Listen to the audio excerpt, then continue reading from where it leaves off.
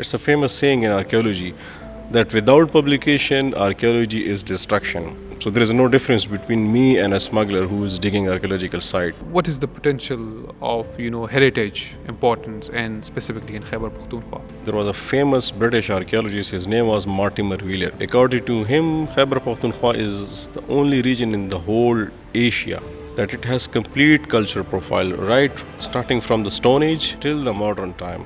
We have more than 20,000 archaeological sites in Khyber Pakhtunkhwa.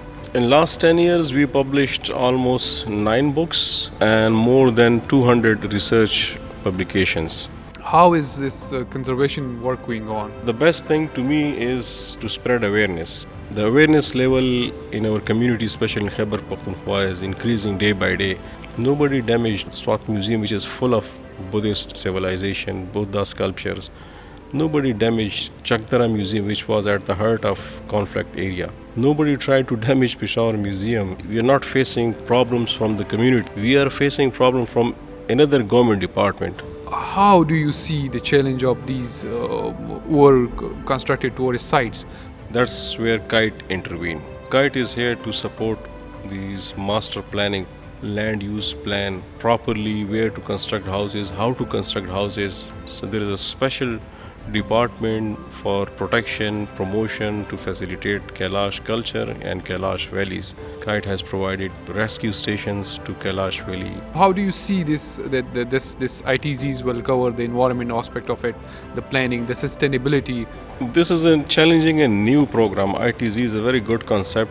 If successful, it will definitely enhance the tourism industry in Pakistan. KITE will establish this whole ITZs, or the KITE is just to provide the land or something? KITE is basically a helping arm to tourism department. I see many Japanese and Chinese tourists, they are going abroad only to play golf. They are spending millions of dollars. And so why not Pakistan, why not Khyber Pakhtunkhwa? So we are aiming for international tourists as well to come invest in ITZ and also come as a tourist.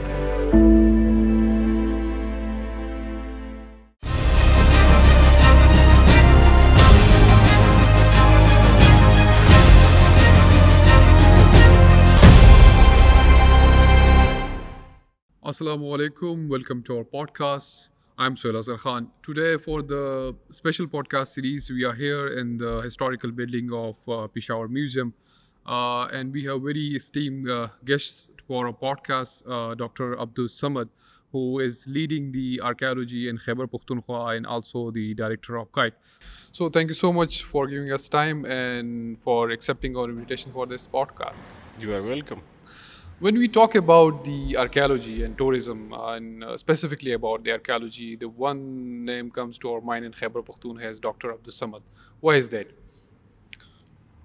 Well, I don't know the real answer, but the actual story is that Abdul Samad is not just an individual person. Right. We have a great team, young archaeologists, conservator, engineers with me. So I'm representing the whole department. Okay. So I think that is the success story. So it's not a one-man show or one-man army. I have a complete wonderful team with me, and that's why we are a bit different from other provinces in Pakistan. Definitely. When we started to planning this podcast series, so we have to do it in the studio. So we come with the idea, why do not we do it in some different place? So this building comes in my mind when I saw the pictures of the Peshawar Museum. It was properly lit up. So for developing this kind of studio for it's really impossible. So thanks to you for letting us do this special podcast series in the Peshawar Museum. You're welcome. And we would like to know about the history of this museum. And specifically, I'm more interested in this floor of the museum. So if we can start from this specifically. Well, there are two histories associated with this museum. First is the collection, which is inside. You see the collection Peshawar Museum. The second one, the building itself is a monument. Right. So first, the building itself was a ballroom. It was a dance club during the British time. Okay. So it was known as a Victoria Memorial Hall. Okay. So there is a governor house across the road. It was connected through overbridge in ancient time, like during the British time. So in evening, they used to come here for social activities. Okay. You pointed out about the floor. So it's a teak wood. Basically, there is a gap between this floor and the real floor. So it's like a 4 feet gap between, so it produces proper sound. Okay. If you are wearing proper shoes, and it produces a proper sound when you are dancing on those floors. It's come like this, right? Exactly. Yeah. But it's more specifically for female if they are wearing Okay. heel and doing salsa dance or something else. Okay. Anyhow, and then back in 1906, this building was converted into museum. Okay. So it is one of the biggest museum in the whole world for Gandhara art, Okay. because we have 40,000 objects in our collection. And this is the only museum in the whole world which has complete Buddha life story. Like before his birth, how he was born, how he spent his early life, how he got enlightened, what issues he was facing during this preaching, Okay. and how he died. The whole process is properly documented in stone, and you can find in Peshawar Museum nowhere else in the world. So That is you- the uniqueness of this museum. So you have the footprints of the whole Gandhara in this museum. Not just Gandhara, but the greater Gandhara, which greater. means the modern day Afghanistan, India, Texla, Swat, and the Peshawar Valley, the whole Buddhist civilization. The Peshawar Museum is an icon. Okay. Not just for Buddhist art, but also for 7 to 6 other religions. You will find the early traces of Hinduism in this museum. You will find the Roman art. You will find Greek gods. You will find Kushan gods here. So it's a best example if someone is interested to see the multiculturalism, the religious harmony concept. So they should come to Peshawar Museum, because they can see in panel reliefs, in sculpture, 7 to 6 gods in one panel, which means they were acceptable for each other. Okay. It was acceptability. There was a harmony. So I think this was the place where the concept of religious harmony emerged, and you can see tangible evidences in Peshawar Museum. That's really great to know. We, as you mentioned, that there are more than 4,000, 40,000. 40,000 Yes. sculptures in the museum, and along with the archaeology department of Khyber Pakhtunkhwa. If we talk about these specific ones, the 3 ones that right behind us, can you tell us more about these? Well, as I told you, we have complete profile of Gandhara civilization, the Buddha life story in this museum, like how he was born. Before his birth, according to Buddhist mythology, he was born in 550 forms. Sometime he was bird, sometime he was animal, sometime he was a human being. And then the birth story. So specifically about these 3 objects, this one is to your extreme left, the biggest one is the largest one we have in our collection, Okay. which is on display. So this is called Buddha in Abhaya Mudra pose, which Okay. means the reassurance pose. He is telling his follower that you should be assured, I'm here. And this is almost 1,500 kilogram Okay. object and 10 feet tall. And the important thing about this object is that few years ago it went to Switzerland, Okay. to Zurich Museum for a Buddhist exhibition. In 3 months' time, almost 35,000 people they have visited this object. Just for one Just object. for this was the hallmark of that exhibition. And in return, there is the government of Switzerland, as a goodwill gesture, they have financed so many projects in Pakistan, like higher education projects, water and sanitation, health-related projects, only because of this Buddha. Okay, so you have a kind of treasure at every corner of this museum. Yes, this is Peshawar Museum. Of course, this is a treasure, no doubt. But I have seen this as well presented. This whole museum is well lit, well informative. The staff and the whole, it's properly conserved. So how did you manage this whole museum to be so Yes, good? in last 70 years, unfortunately, there were so many new interventions. You were talking about the floor, so it was changed. The ceiling you can see now. Earlier, there were false ceilings you could not see. The paint you see on the wall is now water-based paint. Earlier, it was oil-based paint, which was not good for the building health. If you go to upstairs and on the rooftop, there are domes. It was severely damaged and needed conservation. So this museum was closed for almost 1 year, Okay. and we have spent a lot of government of Khyber Pakhtunkhwa resources in terms of financial, in terms of human capacity, also supported by the World Bank project KITE.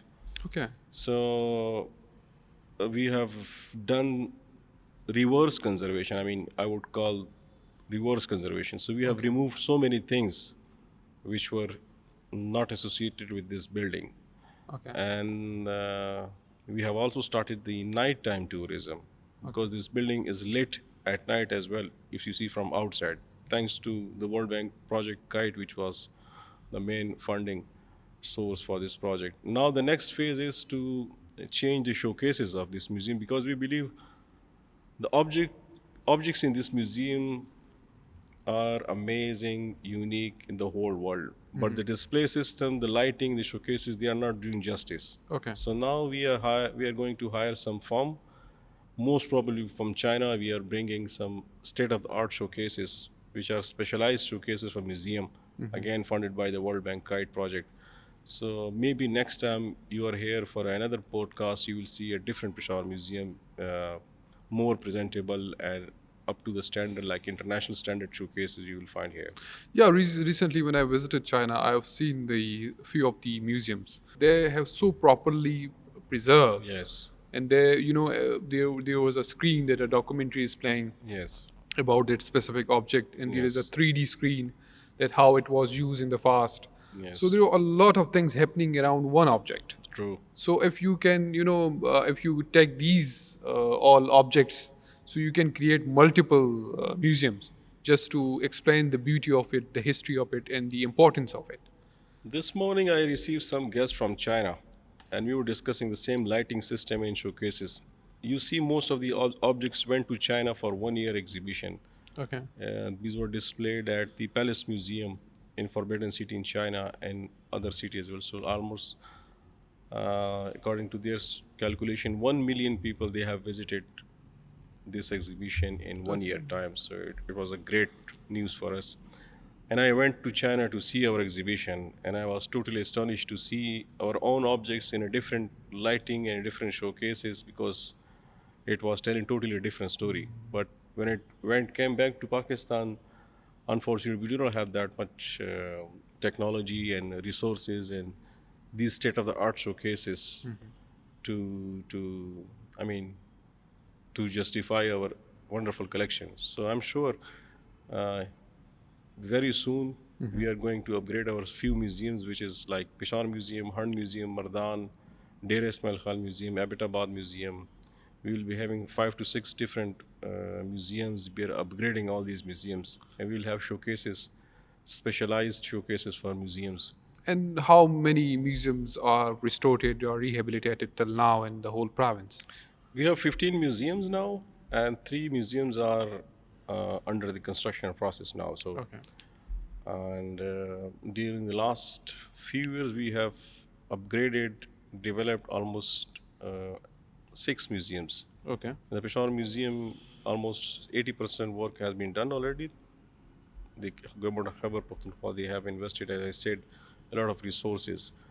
And there is a political patronization of the archaeology and museum department as well. So I think that is another big success story, that the government of Khyber Pakhtunkhwa, they are trusting us and the international community. Whoever comes to Peshawar for any official purposes, their first choice Peshawar Museum. So they come to Peshawar Museum and then they go to their meeting with the chief minister or governor or the chief secretary.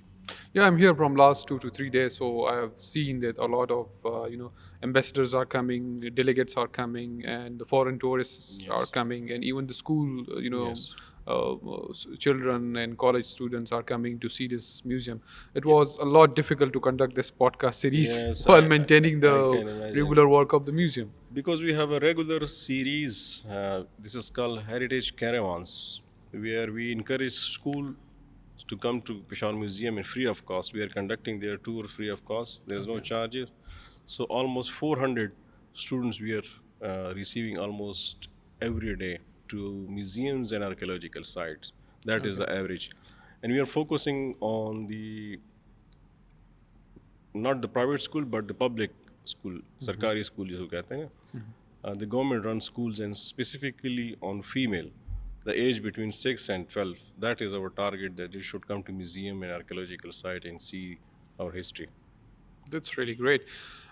As I was doing some research, I find out that when you join the department, we have only 100 archaeological sites in the whole province, and it's now more than around 20,000. So how that made possible?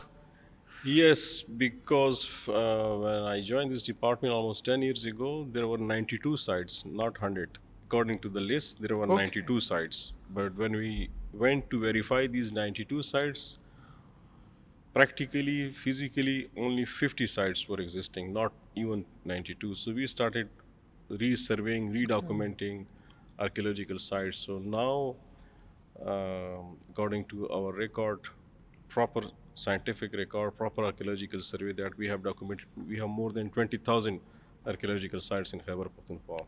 Okay. And most of the archaeological survey that we have conducted are published in scientific journals and in the book form. In last 10 years, we published almost 9 books Okay. and more than 200 research publications.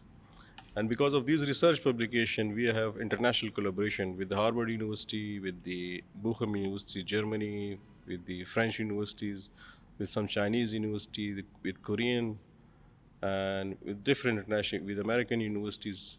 We have Italian archaeological missions. Because of these scientific publications, people are coming to do further research, because we believe, it's a famous saying in archaeology, that without publication, archaeology is destruction. So there is no difference between me and a smuggler who is digging archaeological site.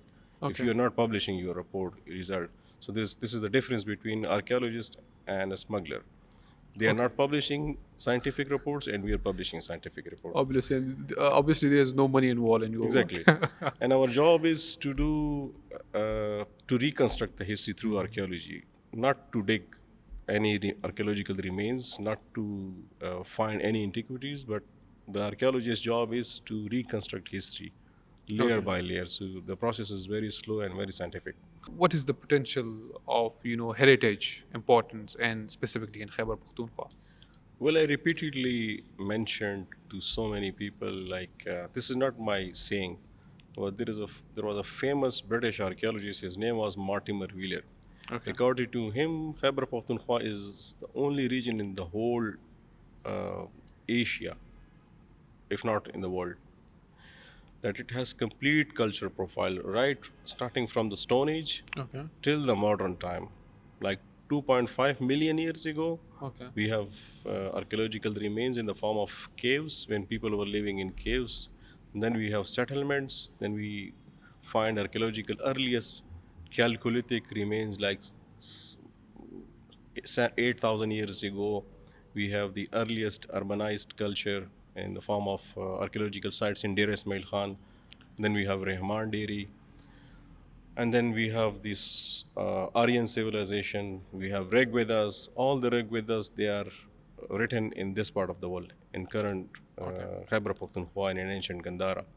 Then we have this Gandhara civilization, and we of course have the Buddhist civilization, and then we have Hindu Shais, until the Mughal and Duranis and British times. So there is no gap, there is no culture gap. Okay. This is the only region you can find the whole culture profile. Like every time there were people, there were civilizations which were very much active here. The reason is, it is the crossroute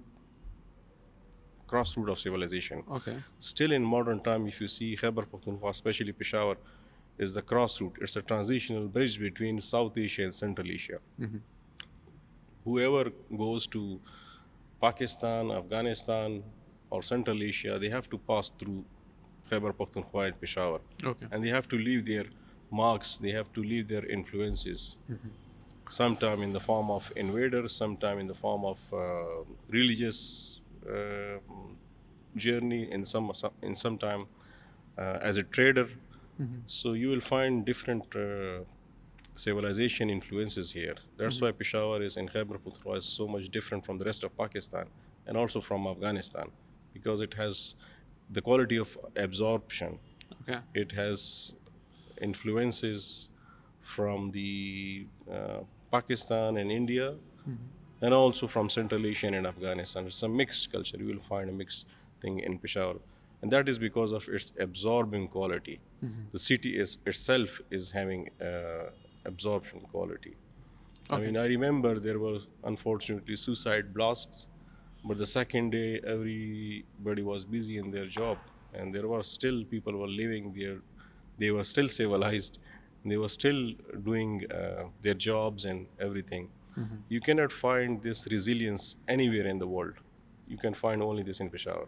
And that's all because of the rich history of this region. Yes. As you mentioned, the richness of the heritage and archaeology of Khyber Pakhtunkhwa, how is this conservation work going on? Because if you are really proud on your history, then you need to preserve it, you need to conserve it.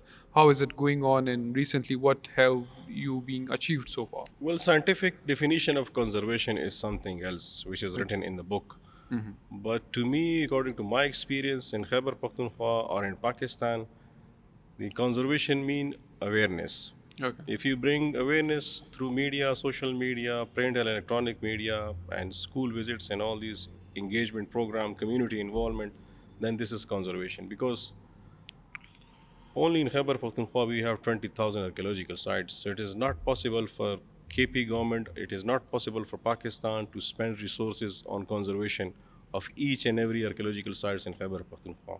Otherwise, we will have no funds for army, we will have no funds for education, we will have no fund for health. And so the best thing to me is to spread awareness. People should know, community should know that archaeological sites around their villages, their houses, we need to preserve it, protect it. That's the only solution.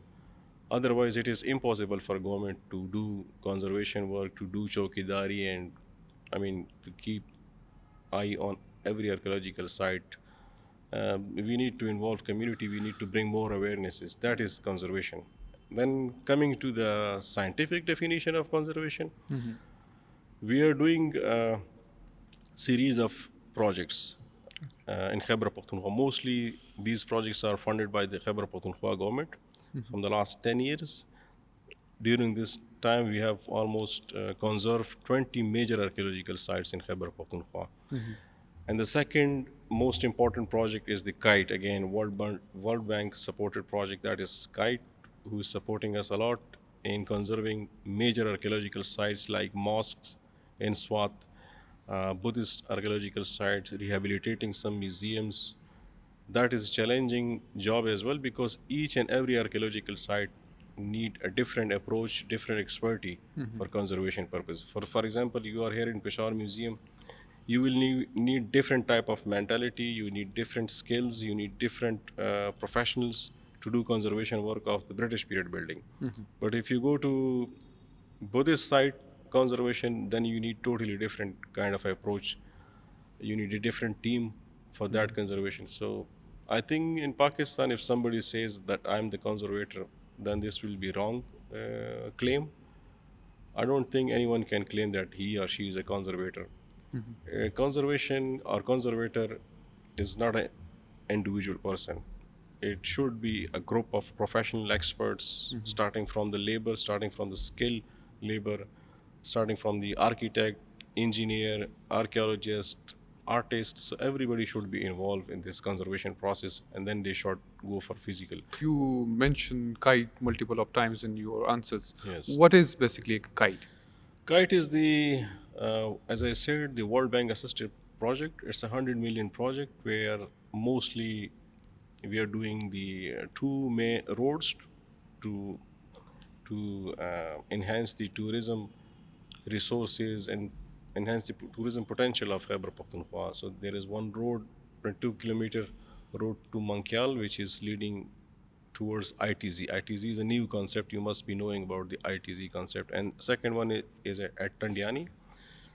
And the other part of Khyber Pakhtunkhwa KITE project is that they are doing different studies related to tourism, Okay. providing facilities to areas which are important to tourism, like different Galiyat and Naran Kagan and the major chunk goes to the archaeological resources. They are helping us to promote heritage tourism in Khyber Pakhtunkhwa. As I said, in Khyber Pakhtunkhwa, there are so many type of tourism, like nature tourism, adventure tourism, but another part is the heritage tourism. So through World Bank, we are launching Khyber Pakhtunkhwa as a hub of religious tourism. So for that, they are helping us in three forms. The They are doing conservation work for us. They are doing promotional activities, and they are doing development work, like the basic facilities in and around the archaeological sites. Okay. So that's why the KITE project is very much important for the archaeology department, because that is the main resource support for us, for the government of Khyber Pakhtunkhwa, to uplift archaeological resources of Khyber Pakhtunkhwa and to launch Khyber Pakhtunkhwa and to portray Khyber Pakhtunkhwa as a hub of religious tourism. How do you see, as you mentioned, the religious tourism? How do you see the potential of religious tourism and Khyber Pakhtunkhwa? And you call it as the hub of religious tourism. So, in terms of bringing the economy, Yes. strengthening the economy, bringing the money to the country, how do you see the potential in religious tourism? Well, this is a very tricky question. Religious tourism is a relatively new term in Pakistan, which is a buzzword from the last 6, 7 years. Everybody start talking about religious tourism, but very few they know what is exactly religious tourism. Uh, First of all, Khyber Pakhtunkhwa, we said, is the hub of religious tourism because it is not just sacred place for Muslim. It is the sacred place for 7 to 8 different ancient religions like Hinduism, like Buddhism, for Kailash, for Sikh. 90% of Sikh heritage is in Khyber Pakhtunkhwa. So ultimately, if there is security um, relaxation in Pakistan, in Khyber Pakhtunkhwa, I don't think we need any other economy in Pakistan. And people all over the world, they are eager to come to Khyber Pakhtunkhwa and to see their religious places like Buddhist sites, Gurdwara, the war places, to go to Kailash Valley to see the unique culture in a Muslim country. So we just need a good eco environment which is secured, and we need some uplifting in our facilities, the visa programs, the some infrastructure programs, and then I don't think that we need any other economy if we properly focus on religious tourism. Right. So, how do you see the connection to the world that this heritage can build, which our country needed the most? Yes. If specifically talk about the diplomacy, how You, it can help. yeah, you're talking about the cultural diplomacy. Yes. Yes. So you can use culture, you can use archaeology for cultural diplomacy internationally, because these are the things which are not something new, that we have already inherited, and we are very proud custodian to have this rich cultural heritage. So we can engage people from Korea, Japan, China, Thailand, and other countries, in UK and US, especially for Sikh community, Hindu community. They are living in America and different European countries. They can come and see visually the real evidences. They have read about Gandhara in their sacred books, but they have never been here. So I think this is one of the best tools that we can use for cultural diplomacy. They can come and see how we preserve, protect our archaeological site, and they can come when the security situations are relaxed. So they can come and see. So it can be used for so many other purposes, like for financial gain, of course, revenue generation. Community will have a sense of prideness, and also for cultural diplomacy. And we do not need, I think, any other tool for cultural diplomacy. This is the biggest tool that we have. Jamrod Fort is extremely important for Sikh history and also for Pashtun history. It was under the Pakistan Army administration until recently, thanks to Pakistan Army, that they have handed over this fort to us, to the Directorate of Archaeology, and thanks to the World Bank KITE project, that they start funding that project. So we have done almost 60% of conservation of Jamrod Fort.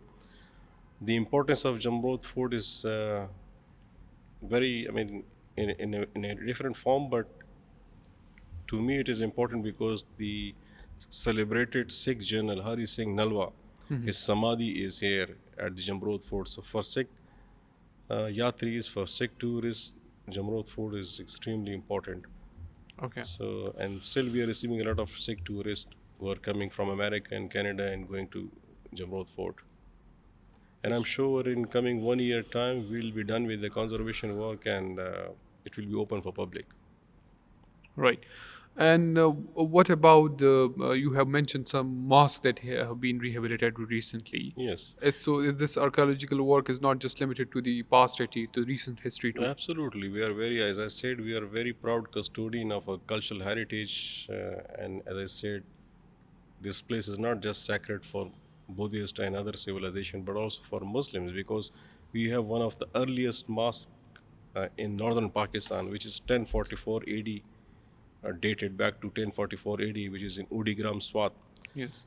So again, thanks to government of Khyber Pakhtunkhwa and World Bank KITE project that we have done a lot of conservation work. We have completed our land acquisition process. The Italian archaeological mission, they supported us a lot in rehabilitating the facilities there. And then we have two old mosques. One is in Kalam, one is in Peshmal, mostly wooden mosques. So we have also completed conservation work of Peshmal and Kalam ancient mosques, which are the living mosques. People are still using this as for religious purposes. So as you have, when I ask you about the conservation, you divide it into two parts, right? The scientific approach and the people taking ownership of Yes. their own sites. And as these 20,000 sites that your department is working on around the population, so it's really difficult to work on that. So how do you deal with the public?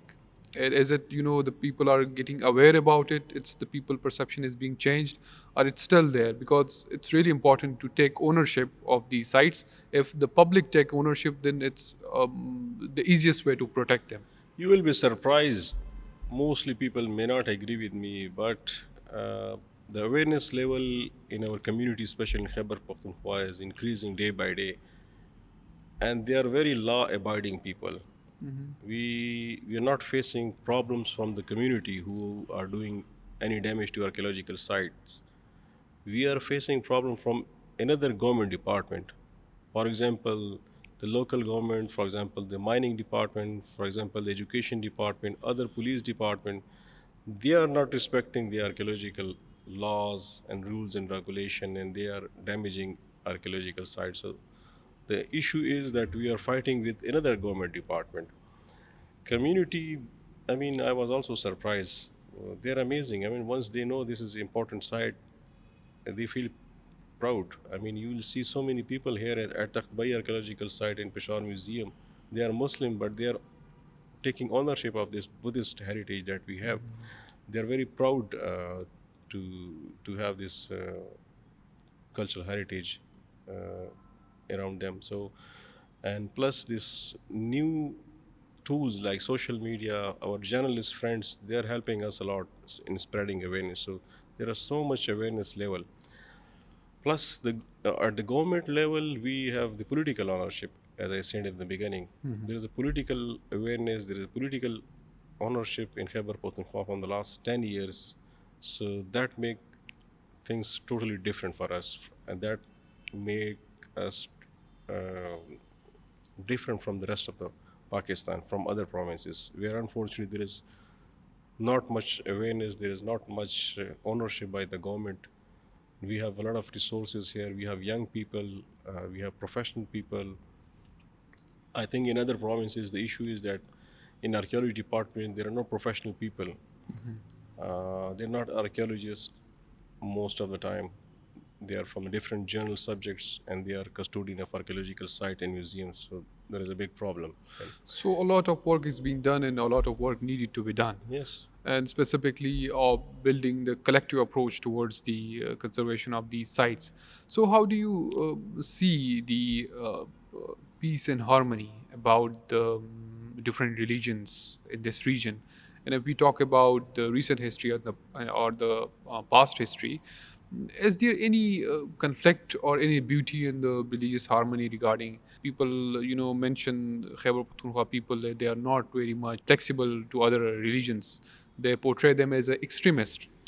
So how do you see that? It's a totally wrong concept. First of all, I challenge everyone. The concept of religious harmony emerged from Khyber Pakhtunkhwa almost 2000 years ago Okay. in the whole world. You just show me any other civilization, any other European country, any other American country who has religious harmony evidences, and that is 2000 years old. You are sitting here in the Peshawar Museum. I can tell you, I can show you visually, you can see, you can go and re-verify through their text that 6 to 7 different religions were living peacefully with each other, and they were acceptable for each other, which means there was a religious harmony, there was acceptability, and still this acceptability prevail. Just give me one example that there is a war, there is any conflict on the basis of religion, like in Khyber Pakhtunkhwa. There is no example. Unfortunately, there are one or two examples you see in Swat, that is Jahanabad Buddha, that was damaged. I will not give a name of religious extremism. It was just a ignorance by those people who did this. They were intake dealer, they were ignorant who did this. That was not done because of they were extremists or Islam is prohibiting them. No, it's a totally wrong concept. Otherwise, we are living in an Islamic country. We have faced a lot of insurgency, extremism in the whole of Pakistan, especially in Swat Valley. Nobody damaged Swat Museum, which is full of Buddhist civilization, Buddha sculptures. Nobody damaged Chakdara Museum, which was at the heart of conflict area. Nobody tried to damage Peshawar Museum, and nobody damaged to go and damage any Hindu site. In the Gorgatri, we are still the mosque and a temple is functional. Exactly. At Gurgat, if you see, there is a temple, a living temple. People are coming for their worship, and beside this temple, you have a living mosque, and people are coming for worship purposes. So it's a best example to show people that this is the concept of religion, and it's not a plastic formation. It's a natural phenomena. It's a natural thing. We did not force anyone to do worship, and we did not force anyone not to do worship. So it's a automatically organic thing. People can come, experience, and see it. That's really great. I came to know about the new concept that department is working on, and it was quite exciting for me. And this is night tourism. I didn't heard about this concept that can be happen in Pakistan and Khyber Pakhtunkhwa. Yes, actually, it's not a new concept. The Lahore Wall City, they have introduced this concept in Pakistan, especially Kamran Lashari Saab. He's a wonderful guy. He has introduced this concept in Lahore, and we are copying that concept here in Peshawar. So it's a basically concept which was introduced by the Lahore Wall City in Punjab, and we have started this in Peshawar because Peshawar is equally rich like Lahore. So we thought, why not Peshawar should be open for tourists at night as well. So we are having a series of programs where Peshawar Museum, Sati House, Gorgatri, and Wall City, that is open for tourists at night as well.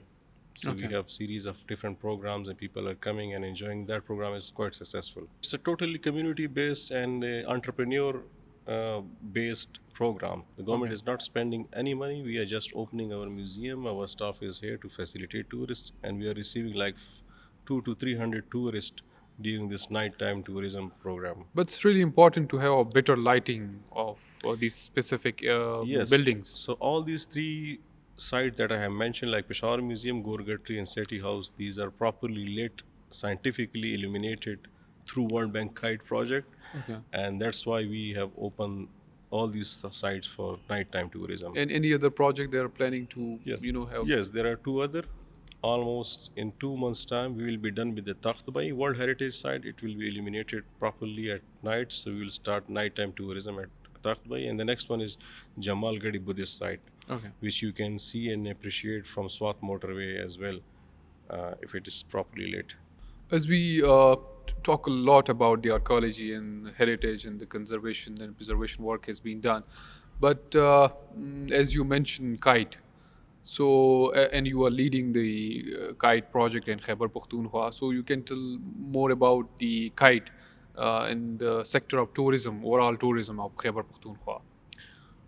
Well, KITE is a very unique concept and unique project funded by the World Bank, and it's a loan basically to the Khyber Pakhtunkhwa government. And we are doing series of activities. One part is infrastructure, which is headed by the C&W department, Khyber Pakhtunkhwa. So we call it KITE PMU C&W. And the second part is KITE PMU DOT, Department of Tourism. So I'm heading this tourism part.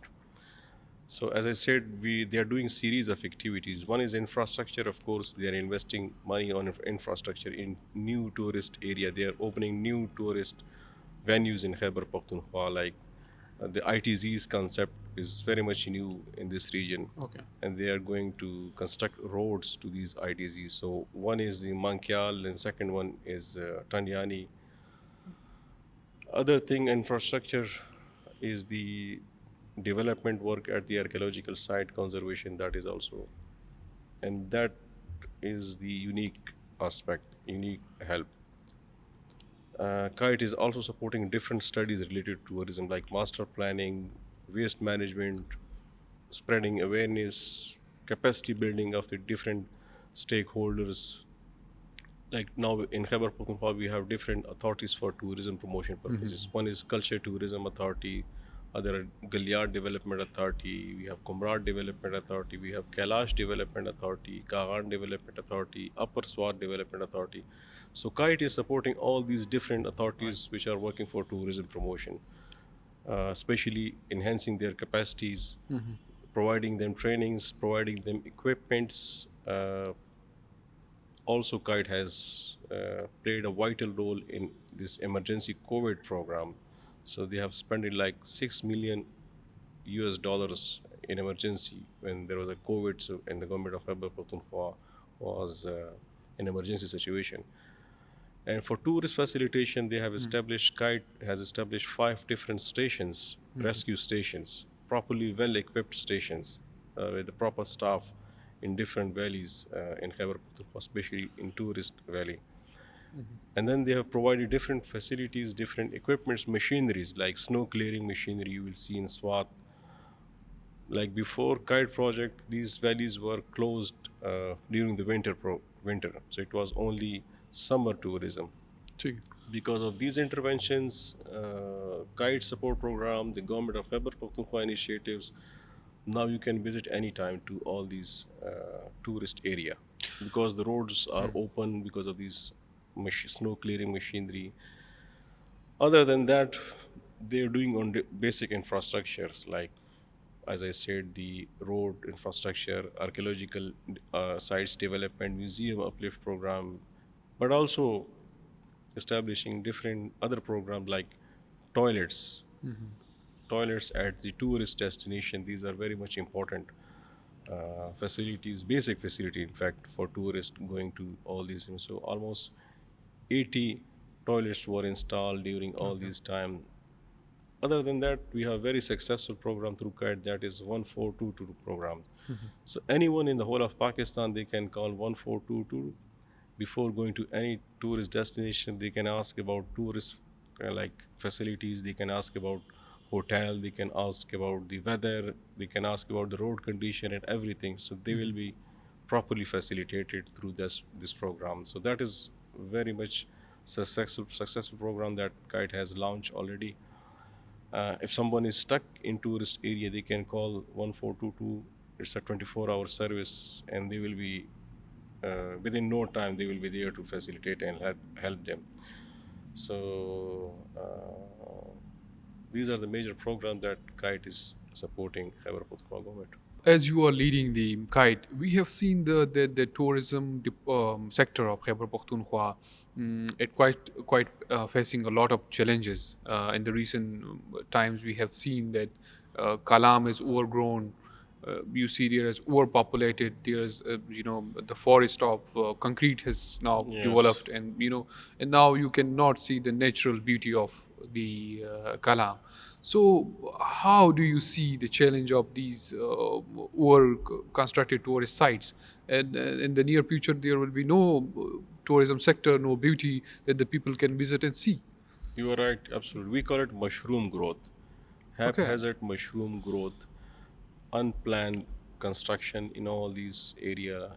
Even they have started unplanned construction in Komrat. So that's where KITE intervene. So Okay. KITE is here to support these master planning, land use plan, properly where to construct houses, how to construct houses. We have done some of the master planning and we are in the process to complete other master planning. That's how we brought a new concept in Pakistan that is called Integrated Tourism Zone, Okay. ITZs. So there will be specific zone you can go there. There will be proper facilities for you, park.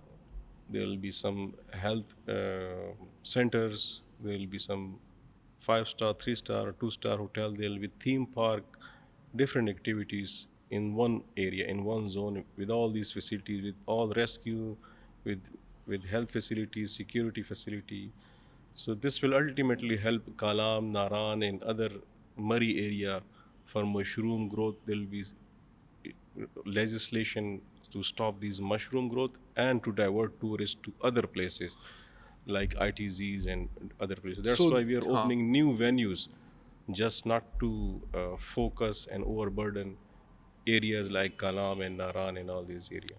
Pakhtunkhwa, every valley is their own beauty. And Yes. in the northern areas, when you open any valley, that's a new destination. Yes. It's the need of the time that we see the different spot develop across Khyber Pakhtunkhwa and different Yes. districts. And it's, I think, the good example of ecotourism Yes. because we have largely destroyed some of the natural habitat Mm. because of this over tourism we call Yes. it. Now, Yeah, exactly.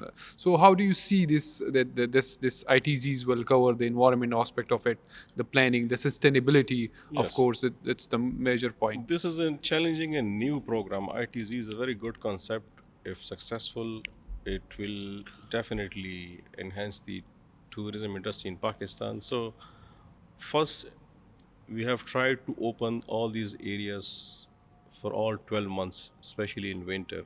So, Okay. this will ultimately not overburden these valley. That is the first thing. The second thing is we are establishing different zones, new destination for tourists, not just Kalam, Naran, or Komrat.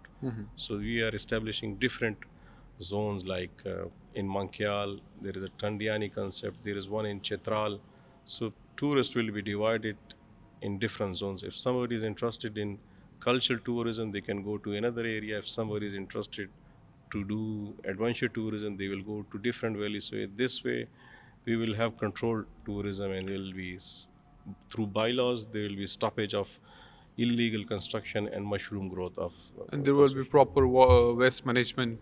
Absolutely, that waste management is integral part. We have already completed studies of the waste management system in Kumrat, in Galiat, and Naran, and Okay. that in very near future we will be sharing all these studies with the local government department to start implementing this waste management plan which KITE has already prepared for them.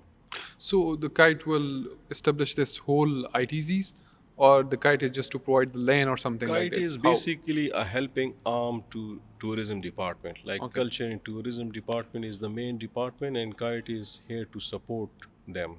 Like archaeology and museum is a separate department, but KITE is here to support archaeology and museum department. Galiat Development Authority, Kailash Development, different authorities who are working for tourism. So KITE is here to support them. It's a kind of a helping arm for all these tourism related departments.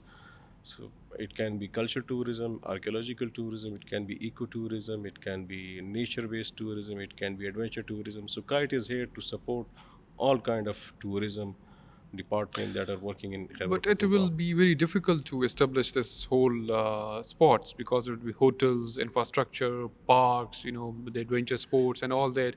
So, what's the model of, Yes, to it's a good be question. that Yes, that dream comes true, it's a good concept. The KITE job is to identify a land, right? to purchase a land, Okay, and then to hire international firm to do proper master planning for them, okay, and then to announce that project for a private investor. So we call it a PPP mode, public private partnership. okay. So the land will be provided by the government.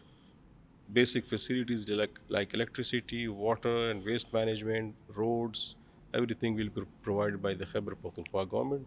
And a private investor can come and establish this place as a ITZ, and then he or she or that firm can sublease all these places to other investor. That's really great to know that finally in Khyber Pakhtunkhwa we will see some new established Yes, spots, and yes, definitely we have seen that a lot of the people who have good resources are going to the foreign countries for the true, tourism. exactly. So these ITCs will provide an opportunity for that class too.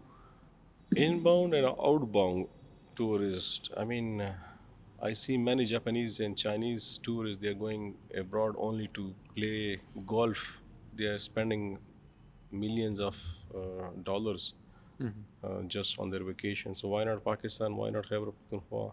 So we are attracting. We are aiming for international tourists as well to come invest in ITZ and also come as a tourist. What about the established, destinations? We have seen in the recent times that when people reach out to these places, they might have some injury because of the road condition. Sometimes it's hit by the floods or any other case.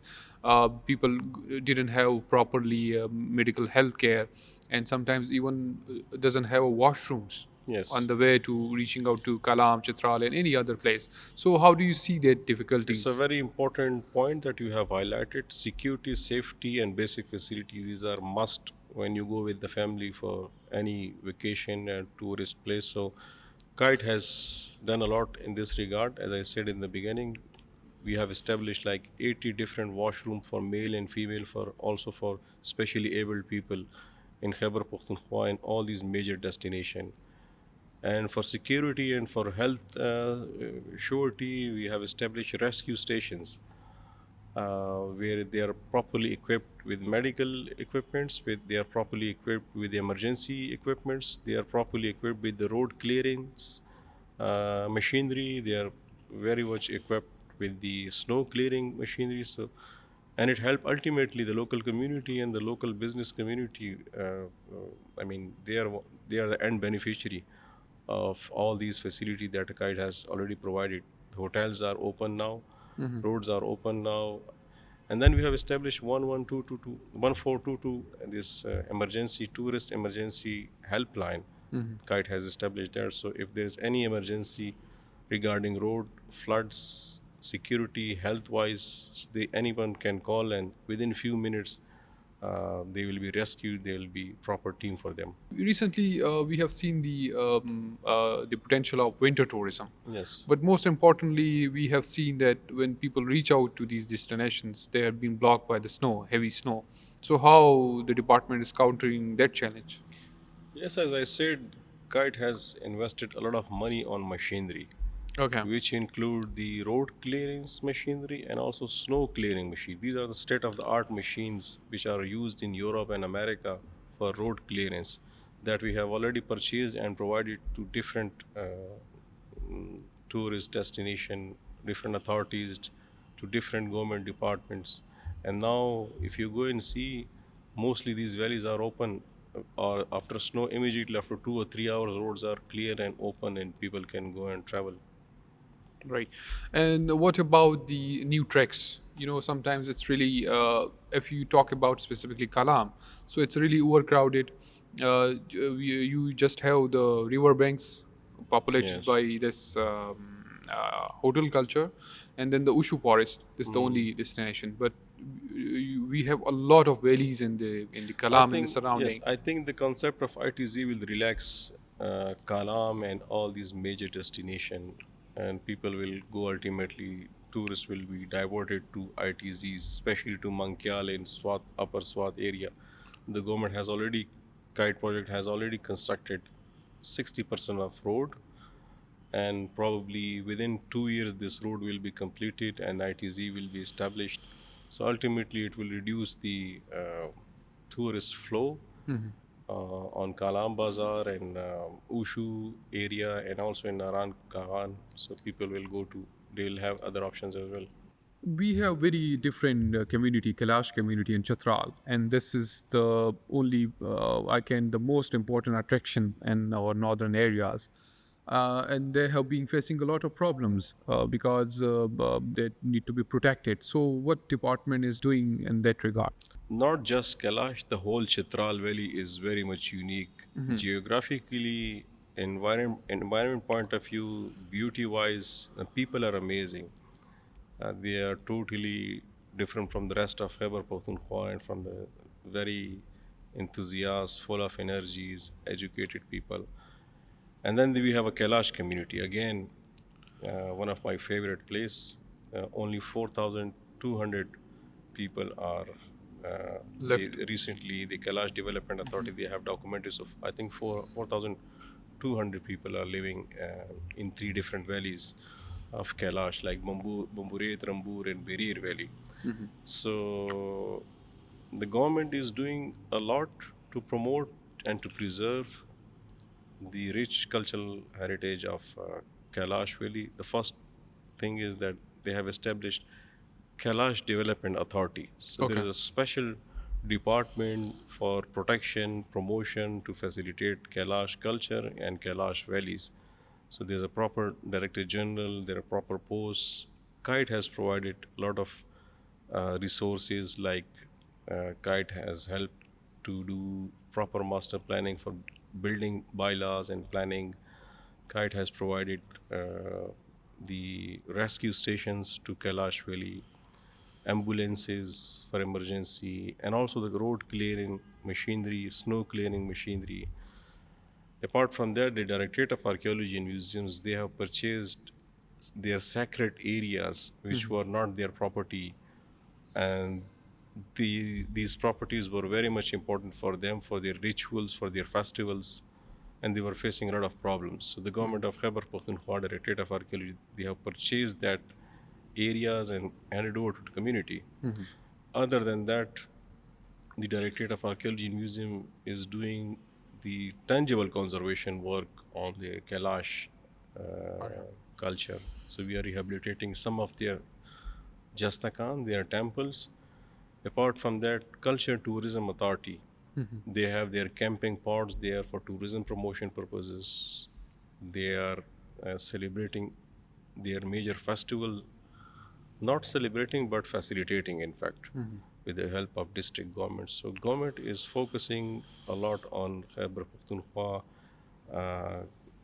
different cultural authorities, especially on Kailash Culture Authority. That's really great to know that a lot of work is being done in Chitral and Sawat, and also a lot of project it's been going on in the Deer, and specifically then we talk about the Galiat. The Galiat Tourism Authority is working a lot. So thank you so much, sir, for your time. Thank you so much You for are sharing welcome, the. Sohail. It's always fascinating to learn from you, even, and to see your interactive programs on social media. And it is encouraging for us. And I'm sure this program will also bring some changes and Definitely, development. sir. This collective, with your support, and we, as a development communication experts, and specifically if we talk about the social media campaign, it's really important that we build a dialogue around promoting tourism, heritage, and culture in Khyber Pakhtunkhwa, and let the people know Yes. that there is a lot is being done to preserve our culture Yes. and our heritage and to promote the tourism. So this specific podcast series is established just to highlight this whole activities and develop this dialogue. So thank you so much for your time. Thank you so much Thank for you, and letting thank you us. to your team as well. Yeah, I can see they are hard work. they've been here from last 3 days, and Yes. we are talking to different experts in the tourism sector to get to know more about the richness of Yes. Khyber Pakhtunkhwa. So we will continue this series with other guests. Thank you so much for your Thank you. time. Thank you. Thank you for watching us. Thank you for being with us. Till next episode. Goodbye.